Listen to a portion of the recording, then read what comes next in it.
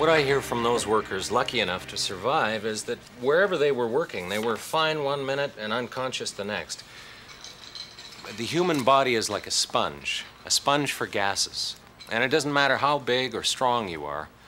And in many accidents, when a passerby has the presence of mind to phone for help, it's usually too late. So planning on being rescued is obviously not the solution. What can be done to prevent these accidents and injuries? Well, it's really quite simple. You develop a standard set of procedures which you follow, and you provide education and training for the workers. Here are the basic principles which you must follow before working in any confined space. The procedures for your particular workplace will be more detailed. Before entering any confined space, ensure that the surrounding area is free from hazards. Test the atmosphere before you enter a confined space. It's essential that you take samples at various levels throughout the space.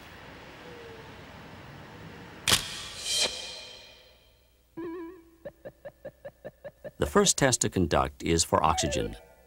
Oxygen deficiency can occur at any level.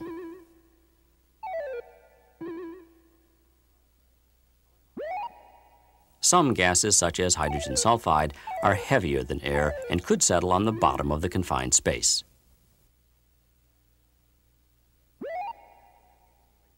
Methane will displace oxygen. It is an explosive gas and is lighter than air.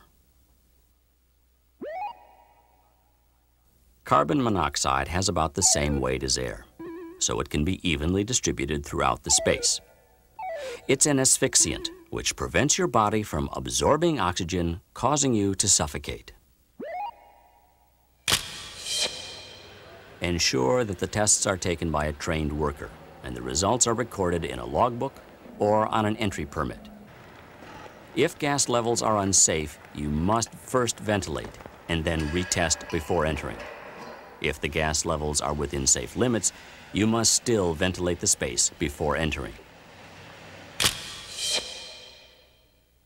Never use the ventilator like a vacuum to draw air out of the confined space. It may draw in toxic gases from other parts of the space. The fan must blow fresh air into the space. Ventilation will provide a continuous supply of fresh air and prevent the buildup of contaminants.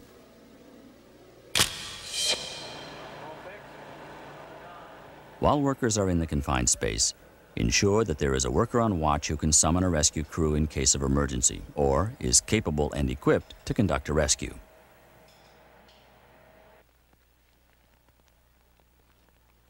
Depending on the hazardous nature of the work or type of confined space, more sophisticated equipment and procedures may need to be used.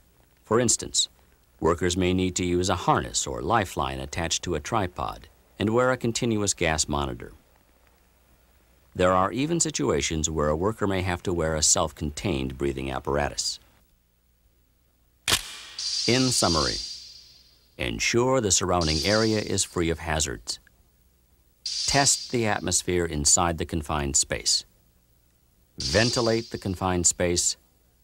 And finally, ensure that a man watch has been initiated and emergency procedures have been established. Confined spaces can be found on many work sites, but their hazards may not be obvious.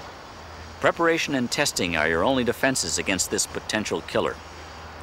The danger is real, but by following established work procedures, most confined space tragedies can be prevented.